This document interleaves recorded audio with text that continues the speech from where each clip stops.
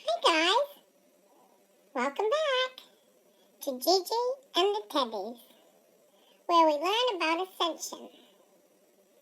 Let's get started. Good morning, Gigi.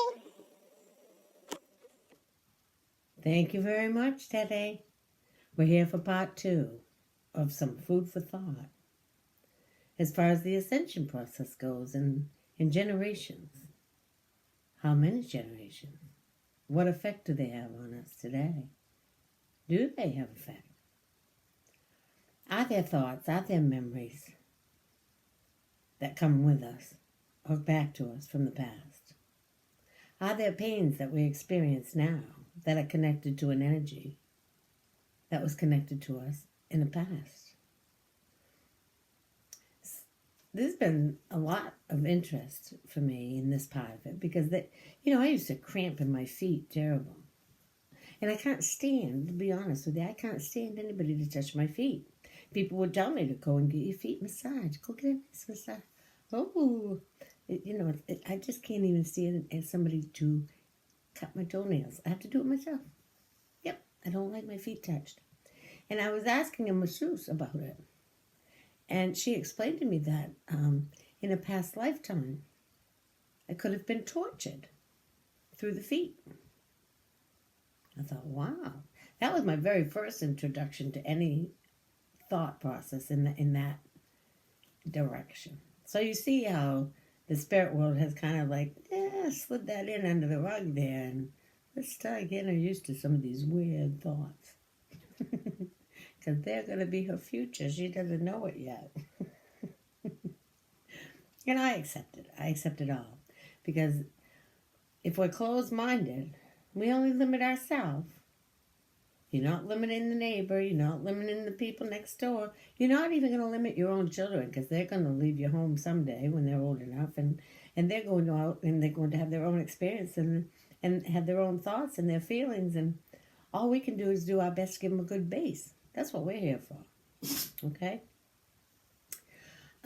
So I got thinking about this, and then I even went a little bit step further, and I thought, well, so many times, like I said about the other couple, you see these couples that are put together, and that's it. It's like they met in high school, and here they go on to eternity, not without their rough roads. They just can work through those. Then I look at the people that have a very difficult time in finding the right person. And they go through so many breakups. And they go through that whole, you meet them and it's wonderful. Everything couldn't be better. And you give it about 6 months and you start to see, little irritation with each other. And, geez, he's not as cute as I thought he was, or she's not as personable as I thought she was. I thought she could cook. And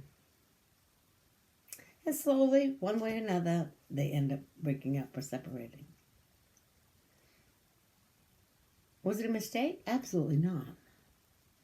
They were put in each other's path, and if they take the time and look at that relationship, no matter how long ago it was, there was something that you learn in each experience that helps you further on in this lifetime and maybe others to come. Your energy, your spirit, all that you've ever learned in any lifetime is collected.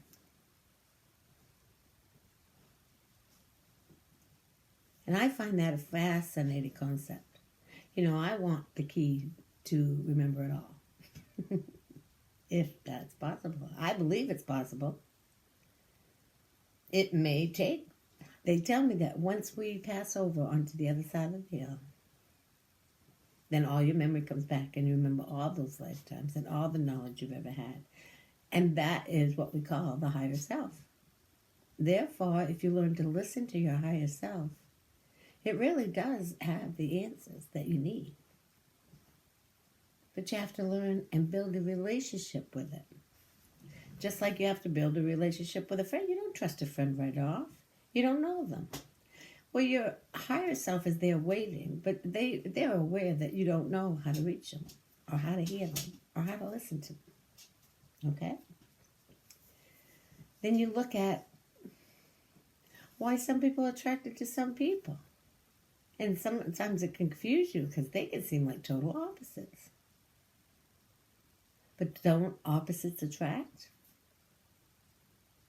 And there's somewhere in that lifetime, those two twin flames have attracted to each other. And again, they meet again. Maybe they've got different things to get past in this lifetime so that they can evolve. Maybe it's not only teaching them, but the people around them. Look at how many interracial relationships we have now, or intercultural relationships that we have now. And there's that struggle for, the further out the generations go, the harder the struggle is for them to accept this change this couple is making in their, shall we say, vortex. Think about it. The mind will battle it for some. But it's like almost the closer you get to that inner circle of that vortex of this couple, the easier is it's accepted. Okay?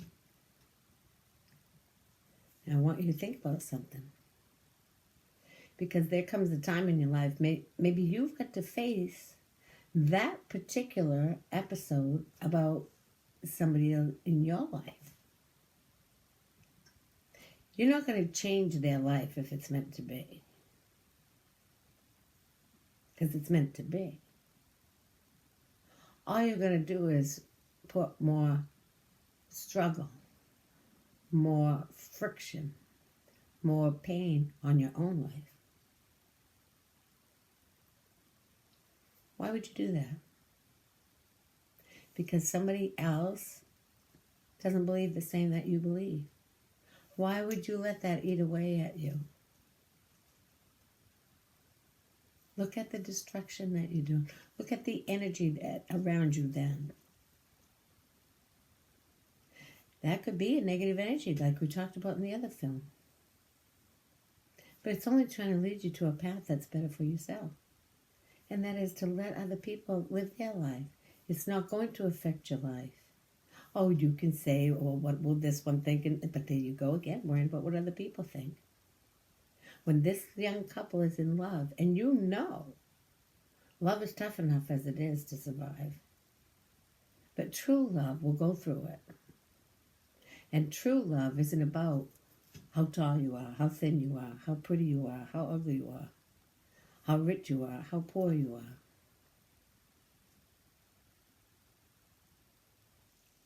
True love is about accepting you. True love, you would accept this person regardless. I've only met 2 people in my life that I could say that about, as far as, a male relationship would go. But they didn't feel the same. So therefore, even though I felt that way about them, they didn't feel that way about me. And I'm sure there's somebody sitting out there going, well, she never felt that way about me. I felt that way about her. Okay? But it's when you meet the one that feels the same towards you as far as the word love goes. That's when you have that connection. And that's when I believe that you can get through anything. And it's something that is so rare because I believe the word love is misused. I love ice cream. I love cake. I love my car. I love my house. I love the winter. I love the spring. That's okay to feel emotion, but we've lost the concept of what true love for another entity, another person, another spiritual being is. Because now we're comparing them to the rug on the floor. Oops. Freudian slip there. Like we walk on them, right?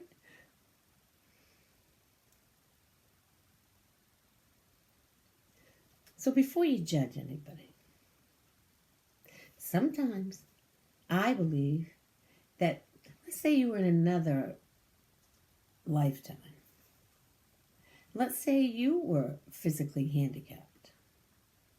This came to me when I worked with handicapped. And let's say there was a person that really understood you as a person and saw you as a person, an entity, rather than a handicapped person, regardless what your handicap might have been.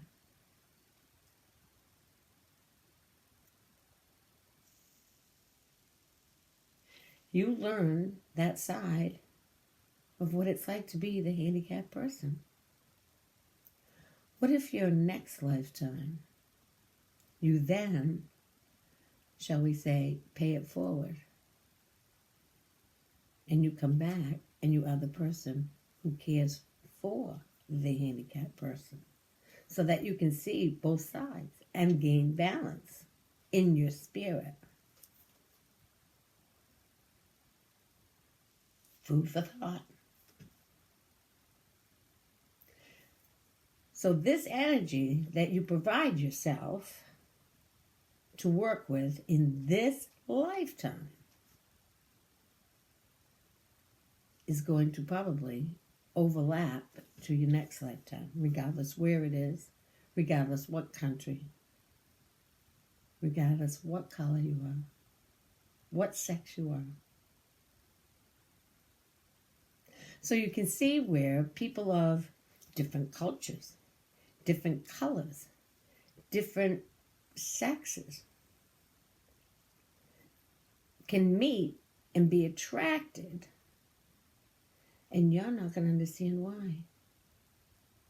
Because those two spirits, those two entities have met many, many lifetimes under many different circumstances and always come together as a twin flame.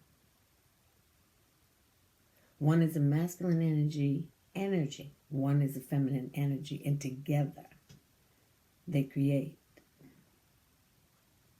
So if that masculine energy in the last lifetime was of white skin and white skin, fine.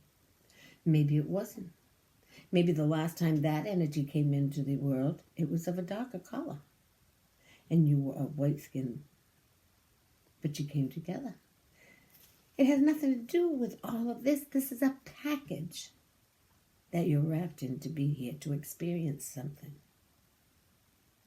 If you come through and you are packaged with a handicap, it's to experience what it's like, because the last time you were here, you took care of the handicap, or vice versa. And that is just one example.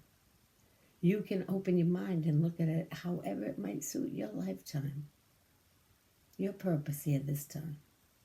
What is it you're here to learn with the life you've been given, the area you live, the people that are around you, the things you face in life?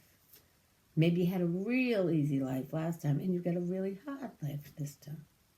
But it will bring balance to the spirit that continues. I hope this has helped somebody out there somewhere that isn't understanding why their life is going the way it is. And you have the opportunity, and we will go back into this again, similar aspects of it as we talk about the mind.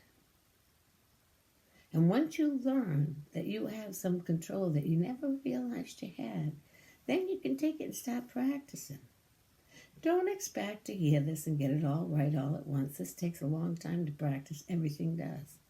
You didn't wake up as a child and somebody said, you can walk today, and all of a sudden you went off walking and running and jumping and leaping. You had to learn one step at a time. That's what this is. May God bless you. In the name of the Father, of the Son, and of the Holy Spirit. Till we meet again. Namaste. May you be blessed till we meet again. Namaste.